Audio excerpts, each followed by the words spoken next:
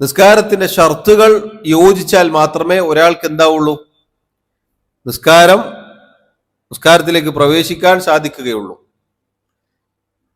അതേപോലെ തന്നെയാണ് വാജിബാത്തും നിസ്കാരത്തിലെ പ്രധാനപ്പെട്ട കാര്യങ്ങളാണ്. എന്നാൽ ആദ്യം പറഞ്ഞ രണ്ട് പോലെയല്ല. ഇതിന്റെ ഒക്കെ പൂർത്തീകരണമാണ് നിസ്കാരത്തിലെ സുന്നത്ത് എന്ന് പറഞ്ഞാൽ. പ്രത്യേകം ശ്രദ്ധിക്കുക, ഏതൊരു വിഷയത്തിലും സുന്നത്ത് എന്ന് പറഞ്ഞാൽ അത് നമുക്ക് എടുക്കാനുള്ളതാണ്. പലപ്പോഴും ആളുകൾ അത് സുന്നത്തല്ലേ എന്ന് പറഞ്ഞ് ഒഴിവാക്കാറുണ്ട്. സുന്നത്ത് എടുക്കാനുള്ളതാണ്. നമ്മുടെ നല്ലവരായ മുൻഗാമികൾ സഹാബത്ത് റളിയല്ലാഹു അൻഹും അവർ നബി സല്ലല്ലാഹു അലൈഹി വസല്ലമയുടെ സുന്നത്താണെന്ന് കേട്ടാൽ അത് ശിരസാ വഹിക്കും, അത് പ്രാവർത്തികമാക്കും.